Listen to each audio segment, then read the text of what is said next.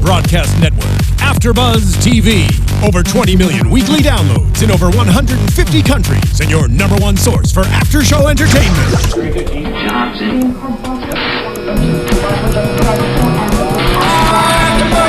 AFTERBUZZ TV, the destination for TV superfans, producing aftershows for over 300 of your favorite TV shows, interviewing celebrities and showrunners, and bringing you behind-the-scenes exclusives. All thanks to E! Entertainment's Maria Menounos, producer Kevin Undergaro, and internet leader Kaufmann.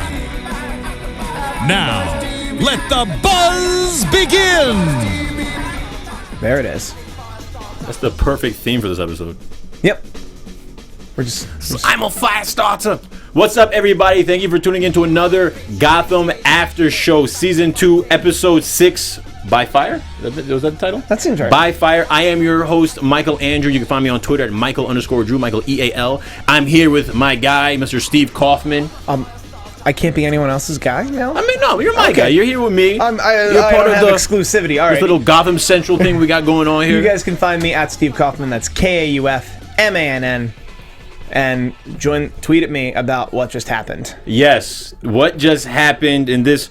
They dissected a couple of my theories and predictions. I know. Good. Yes. One not for the better, I don't think. Good. It's about time you get some theories wrong, man. I mean, I can't be the only one. You haven't been on wrong. A battle with me for a whole year. It's bound to happen. I need something. Oh yeah, but I mean, last week they killed that guy, and I predicted that too. Oh, who died last week? The officer? Yeah, the officer. Okay. The officer that burned last week. Yeah. I think it was Micheal. I said he'd die. You said Mike. Did you say Micheal would die? I picked. Yes. Man, you got some. I do what I can. Are you watching spoilers or something? Are you reading up on? I wish. All right. Okay. So look, this was another one, another fire, another flamed episode, and by it was hot. Yes. Look at all those puns. Huh? Did you see that? I see you. I see you with the puns. Your initial thoughts? This episode gave me a glimpse of just something amazing and then took it away. It just, so much happened so fast. Man, I really enjoy what Gotham. I was talking to a friend of mine on the phone earlier today who's a huge Gotham fan. Shout out to Peter. He was talking about how he just loves this show, and I was telling him that man, this season, every single episode, everything they said they were going to do this season, they really did. Every single episode, it's borderline, I don't want to say season finale, but it seems mid-season, near the end of the season-ish. Things keep moving, and I like that. Yeah. The Nygma Kringle thing just felt forced. Yeah. And you thought it felt forced? That felt so forced. Okay. Well, all right. So I know that's what you want to talk about first, so we'll go right into Nygma Kringle. Yes. All right. You thought it felt forced. All right. But I've said it multiple times here that I wish that they were a couple just off screen for a while. And then, in the back nine of this season, or maybe even next season, it's oh yeah, he's a villain and stuff. It did. I do feel like it happened a little too fast. By episode 6, I mean it's a 22 season. 22, yeah. I mean, I'm guessing this means because they've earned my trust. By episode 3, they earned my trust. So I'm guessing they have bigger plans for him. Yes, that's what I'm going by. But it did happen quick, and what you just said right now makes perfect sense. Them just leaving it, under wraps. Leave it alone and just let him be a forensic scientist that works at Gotham PD and goes on double dates with people. I was okay with them just being a couple for a while, and it looked like they were going to do that, and they were just going over a regular hump. I know. And instead, what we got was, I killed that guy. They had such good chemistry. They really did establish a really good chemistry. And I think that's what's annoying me the most, is that instead of her dying because the city's messed up, or because the police are messed up, or whatever, a stronger motivation for or even that his other side came out. Whatever could be a stronger motivation for him to become the Riddler. Mm-hmm. Instead, it was just kind of a crime of passion. And he just loved her too much. And it was all that soft side of him. I wanted better things. Okay, so what happens is they see each other in this episode. He approaches her smooth again, gives her a coffee cup with the little heart inside. Yep. Yeah, he knows little frappuccino joke, little frappuccino skills. Okay, come on. I watched a YouTube video on how to do that. It's too complicated. See, that's what I'm saying, though. That's in itself. He learned some stuff, yeah. And you could tell, she likes him forceful. When he was eavesdropping her having a conversation with Leslie. Mm-hmm. And in it, she was, dropping lines about being, I wish she was more forceful. I wish she was more aggressive. So, you could see that in his mind, he thinks that maybe she wants me to tell her. Because remember, the last time, maybe 2 episodes back, I said that I think there's a possibility that she might know and she might like the fact that he killed, what's his name? And I think maybe Nygma was thinking that too. Maybe Nygma was thinking that maybe she kind of wants him to tell her. Because she'll like that. She'll like that he's a man. That's what I'm thinking. Not the way he did it, and not all the information he gave. I think they were both wrong in that it was a tense moment, and then he tried to keep her there, and I don't know. I would have rather she just been this ideal because she was perfect for him. That I would have rather he lost her because of the other guy, and like that furthers the internal struggle, or that he loses her because the city's effed up and he thinks he can fix it. Yeah. Like those are much. I just don't like his stakes moving forward now, because now he's just going to be this soft guy with this other guy who's trying to make him a little harder, like the guy who ultimately does the murdering. But like his stakes aren't there. I thought that. All right, so they end up going to dinner, and Nygma again, he's smooth, and to the point that she's aggressive, and he gets laid. Like he was probably feeling really high on himself. I assumed that happened already. No, apparently not. They've been dating for like 3 TV weeks. Like they're married. But that's what she was saying, though. She was saying he's not aggressive. Mm-hmm. So even though we've seen him take that extra step forward and being confident, he hasn't made that move yet. He didn't bring her to the bedroom. He didn't aim for the panties. Which is cool. He's being a gentleman. Yes. But nowadays, these girls want to quit. No, that's what Kringle wants it. She wanted it. Well, but she likes him aggressive. You saw the guy she used to date. But even then, he wasn't that aggressive. She initiated the sex. But that's what I'm saying. Maybe the fact that she's so aggressive, he sees that's what she wants to pull out in him. So maybe he misinterpreted that him explaining what he did was his version of being aggressive. Like, hey, you like him aggressive? I killed somebody that you said I can't kill. Well, yeah. You know what I mean? I think it was just a bad move. Yeah, it was a bad move. He lacks social skills. He does. I really agree with you in the state that I wish that's not how she would have died. And I would rather her passed away in some way, just like remember the old Batman animated series. Like all the villains, there's this level of they're bad guys, but they're bad guys because they were done wrong and they're trying to take it on society. Here, he did the wrong. I'd rather something have happened to her and he feels like, you know what, society's terrible. I'm going to punish society because they took my woman from me. Yep, those are really deep stakes. Yeah. But at the same time, if the stakes were that deep, he'd be a villain that strong. He'd be a villain so strong that they'd need Batman and they don't have Batman. Well, so I see both sides here. I want the character to have stronger stakes from now. But it looks like for the rest of the season, we're just going to get his internal struggle because they have plenty of other villains to choose from. Yeah. That he's just gonna like hide her body now and continue on his life. Yeah. So do you think he's gonna chop her up? Yes. Damn. Maybe put her in a lake. Maybe trash can, or trash bag. He just big trash bag and then like dump her in a lake. Next to Gordon and Leslie, they have really good chemistry. I really enjoyed their storylines together, and I like how both their characters grew to a level where they're completely different than last season. Like they're both a little more. They're more nuanced, and I really enjoy seeing them on the screen. And I hate that her character's gone because I really enjoyed her characters, specifically this season. She really. Every episode she's really everything. I hate that she's gone. I hate that she doesn't get to her death isn't a bigger catalyst. Like I wanted her death to be the launching point for I'm gonna take over the whole GD city. Yeah. I was kind of hoping that she'd be down for it. The fact that when he told her that she killed him, I thought that. I mean, I know that it was kind of predictable that's what was going to happen. When he admitted it, I thought she'd storm out, and then we'd get like next week or the week after that's them going through hurdles and we can still get this no, she's perfect for you because she'll accept you for that. Yes, exactly. And then society can take. I don't want to talk about it anymore. Yeah, and then but they didn't go that direction, and he just chokes her. So pretty much he admits it to her, and he shows her the badge, the guy's badge. He admits. Well, what sparked it was after they made love, they're in the bed, and then she brings up. I guess she was just afraid that he was going to come back, and that he was going to whoop. That he was going to pretty much beat the crap out of Nygma. Well, she said that she was preparing for her own safety first, and then Nygma was just like, "Well, I could take him." Yeah, and she's like, "No."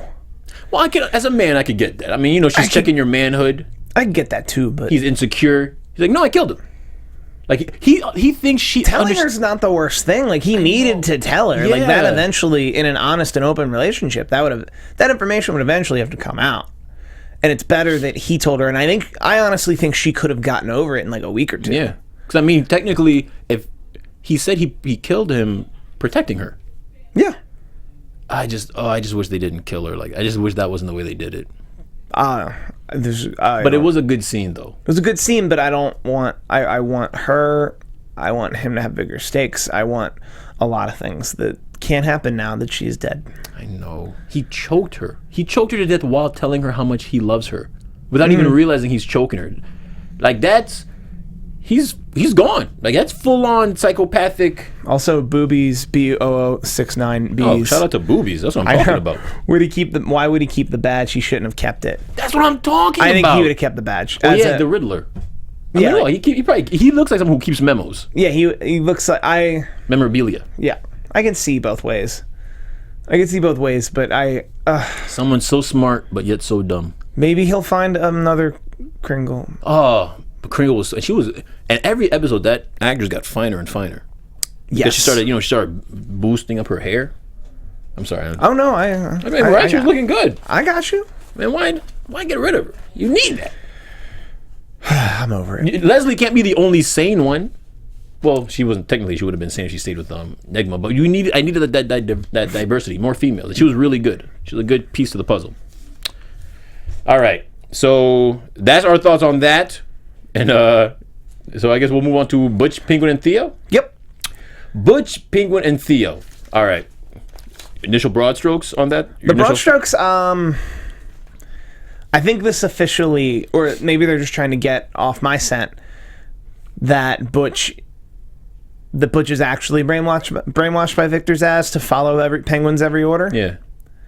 I think this kind of confirms that because he got away from Tabitha. Unless we think Tabitha can just... Come on. I mean, unless we think Tabitha can unbrainwash or re-brainwash people. Do we think she can do that? I mean, do you think Butch escaped Tabitha? Do you think he really escaped her? I can buy that. Really? Butch is a badass dude. No, I don't think he really escaped her. All right. So in the beginning, Butch could still be an ambush. Yeah. But if Victor Zsasz actually brainwashed Butch to follow Penguin's every order, Tabitha couldn't let him go to set up this ambush. So Butch is either standing there because Tabitha let him go because she can re-brainwash him. Yeah. He's not brainwashed. Or now he's just brainwashed by them. Or he just escaped. Those are the only three options. Yeah. And I honestly thought she killed him in that one scene. Oh. No, they would have killed... No, they wouldn't have... I knew they didn't kill him. She choked him and he fell unconscious on the floor. I thought he died. That was my thought, and I was like, wow, you're just gonna kill Butch right here? No. Right now? Butch's acting and Butch's character development these last few episodes has been he's probably my favorite character right now. Mm-hmm. He's one of my favorite characters. So when we see Butch, it starts off with him selling it to Galavant. And Galavant, at first acts like he buys it. He brings in the two girls and they start riffing on him, saying, he has one arm now. Maybe we could put one hand now. Let's put they make it a chainsaw. A chainsaw. And they actually do it. Evil Dead reference. Oh, I mean, I've seen the Evil Dead, but I didn't think it was like that. But yeah, Ash vs. the Evil Dead, which will be on Stars this week, he has a chainsaw for a hand. Oh yeah, he had a boomstick at some. He did have the boomstick. Yeah, he did have the boomstick. So they put a mallet on his hand. The guy gets a mallet, and he uses it. He uses it in a fight. Oh yeah, why else would you have a mallet? I know, but when he had the mallet on him at first, I'm like, that thing looks so corny. It grew on me. It grew on me when he was swinging it around. Yeah, that's a useful. Yeah. If you can't have a hand. So he goes. He gets the mallet. He goes to Cobblepot, and Cobblepot sees the mallet, and then Cobblepot's going insane, by the way. Cobblepot's freaking out. As he should. Like, he should. They found the one weakness in Cobblepot, and they just keep trying to exploit it. Okay, well, I'll just ask you. Yeah.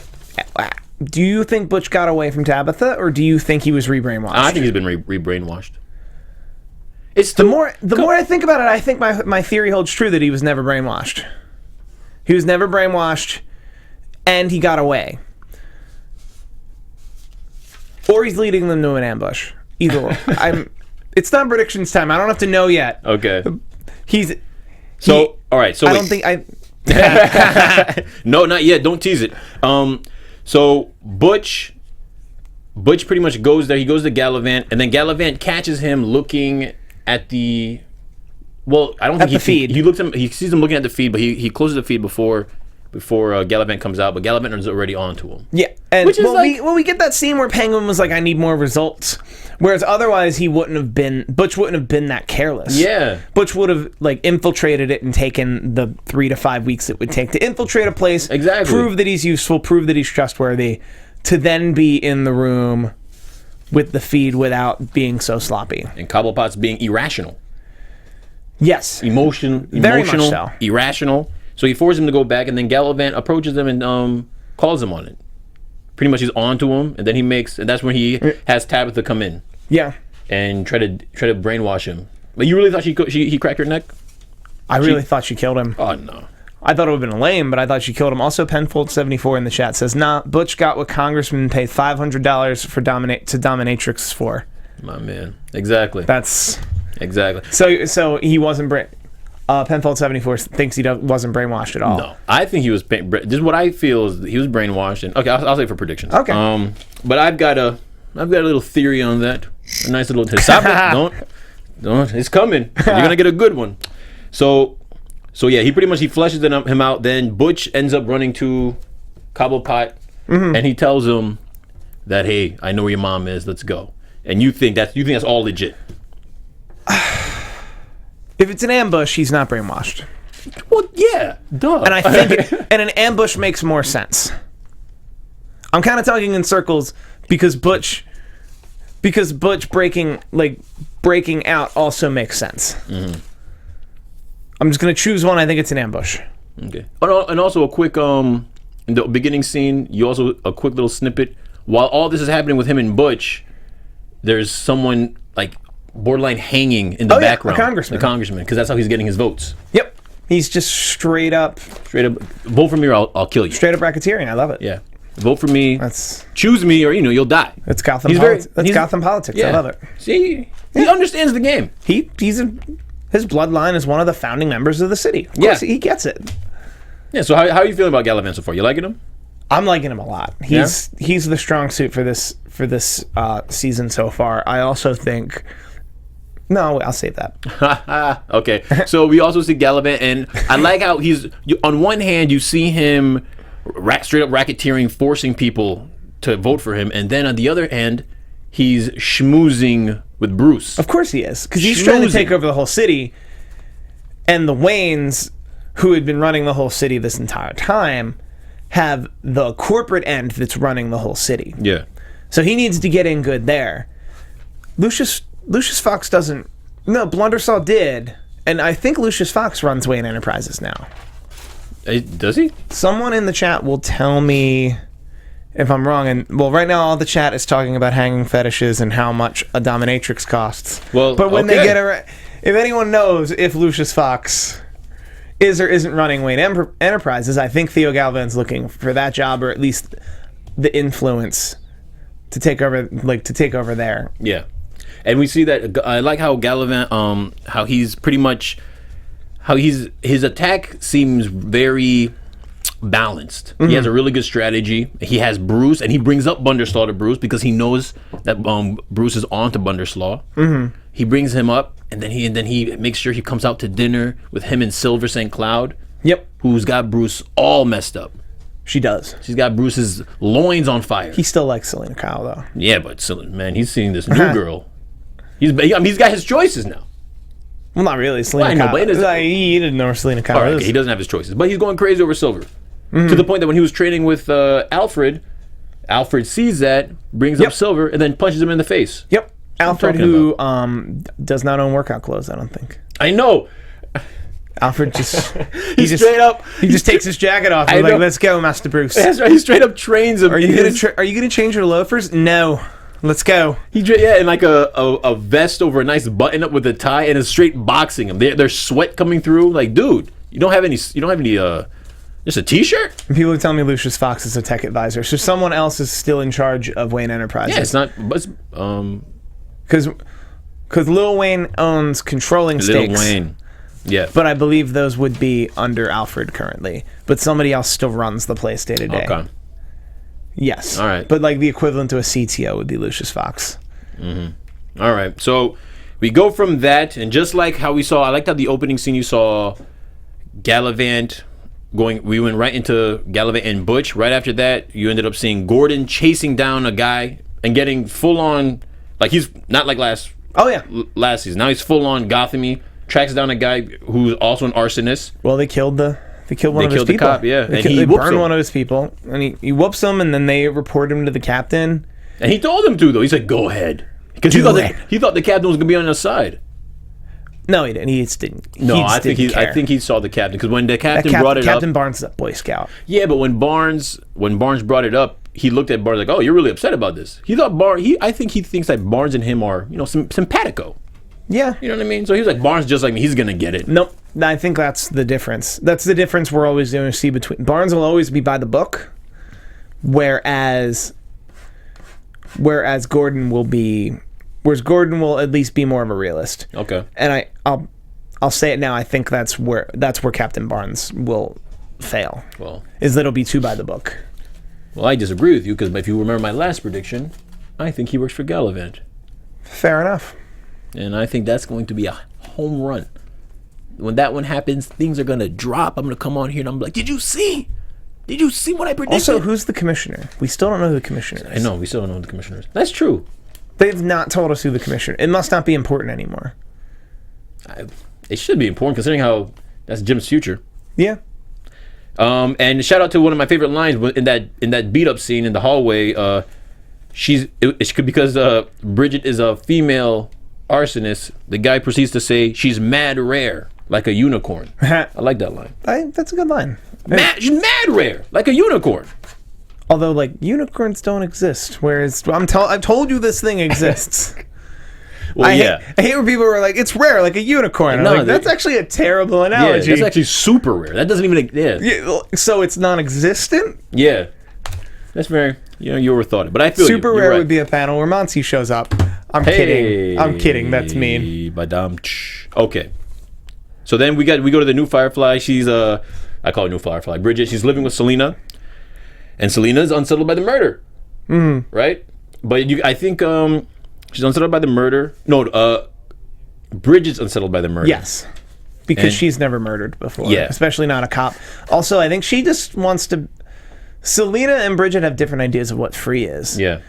Whereas Selena is very self-serving in her idea of free, whereas Bridget's idea of free is like, well, if I'm free, then I should use my abilities to make other people free.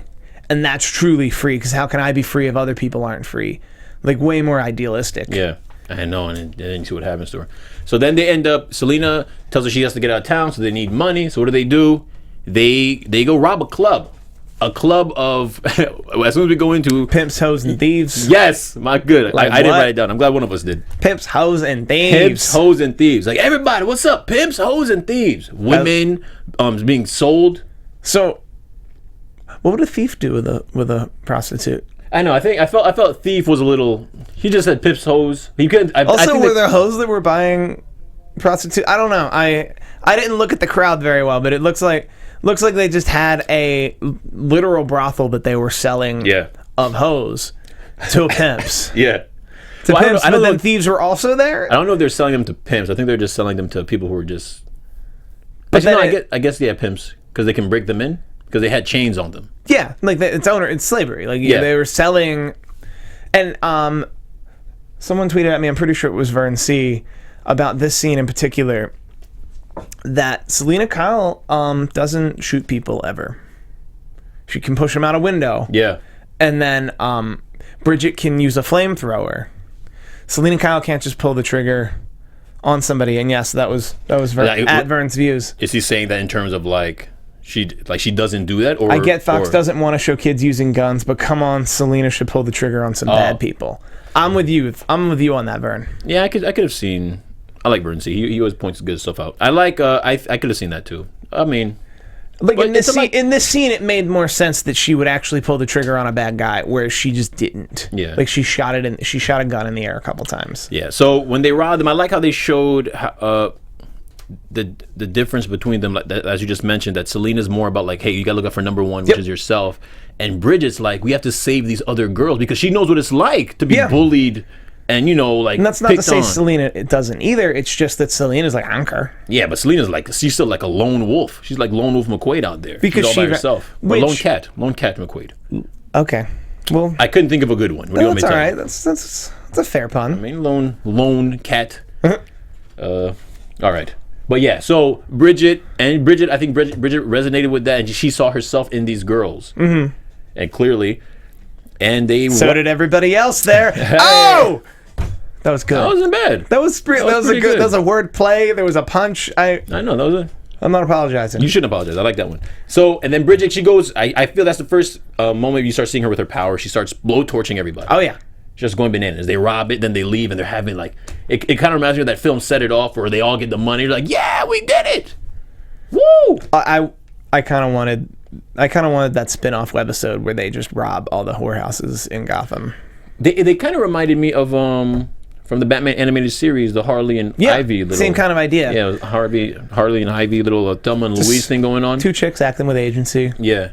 And going crazy on men they hate. It doesn't have to be men, just things. Yeah, but I think, I think there's a level of oppression where the two people who oppressed Bridget were men. Yeah. Because she was a woman and she's weaker. Like that's what they were doing. Like you're a girl, you cook and you clean. Yep. And then she's inside. There were a bunch of guys that are selling women for sex. Fair enough. So I mean, I think she was on full on. Speaking of the Pike brothers, they take Bridget back. Yeah. And then she just torches them up. Yeah, which is awesome. Love that. That was, I mean, so the Kringle thing bothered you, but it didn't bother you how quick how quick the light turned on her to just murder someone? No, that was fine, only because A, those are the people who oppressed her the entire time, and she just got like a pretty huge taste of freedom. Yeah. And B, I honestly didn't think we needed them at all. Oh no, me neither. I don't think we needed that extra beat of them taking her away and then her torturing them. Where I was like, I mean, I guess we need it for the exposition for Gordon to be on the trail, but like actual. No, I think that you mean in terms of that's what makes her fully like, oh yeah, I think feels good. I think torching a cop and then robbing a whorehouse was good enough.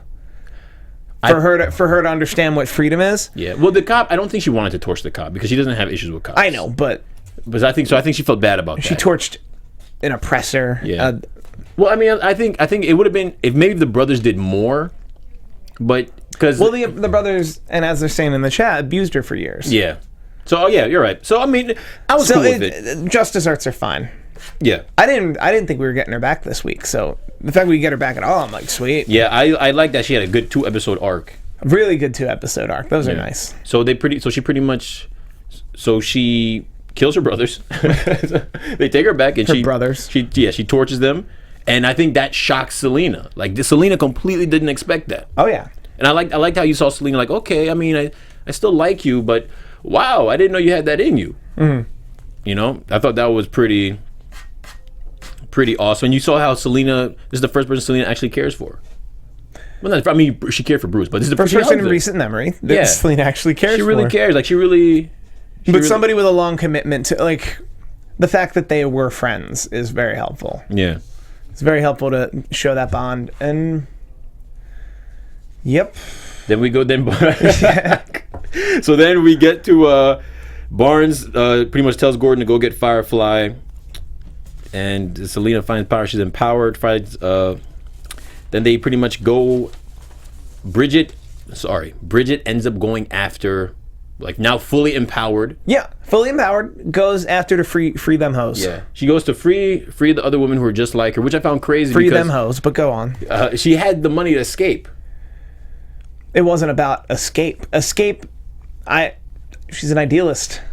I know. I thought she had the money to leave though, and she went back and she wanted to make everyone pay, because I feel like after she killed her brothers, then she's fully empowered. That's what idealists do. Yeah, it's pretty much. So she goes in there, she just goes bananas. Like the first scene they show, like, hey, where do you think Bridget is?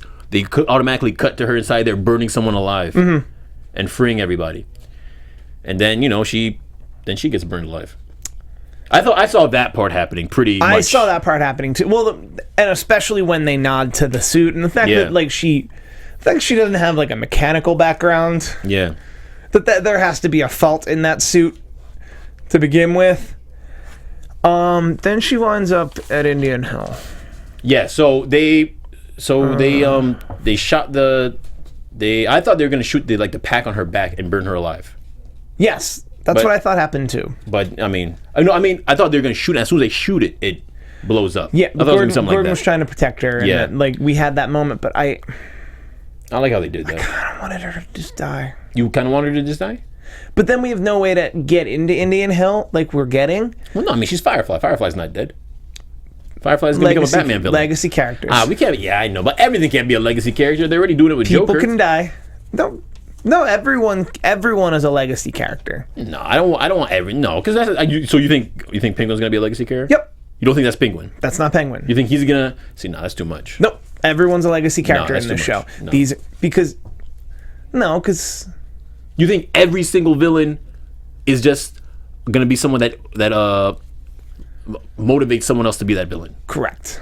Okay. In the time of Batman, I think Oswald Cobblepot will. His name is Oswald Cobblepot. He might have a kid.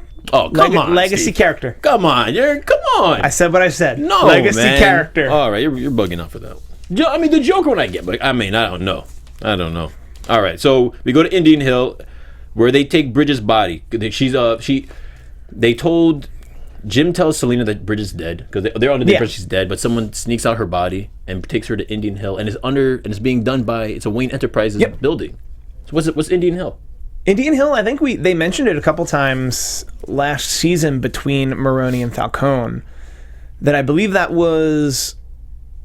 I'm pretty sure that was some land that Maroni got through a deal with Fish and Falcone, and in the midst of that big struggle over Arkham, that they were kind of cut into Arkham and also given Indian Hill, which was otherwise just empty land, but there was a lot to be said about it, and I would assume, because we still don't know a lot about the criminal dealings of Wayne Enterprises, that they're probably in bed with everybody in the city and have been since the city's been a city.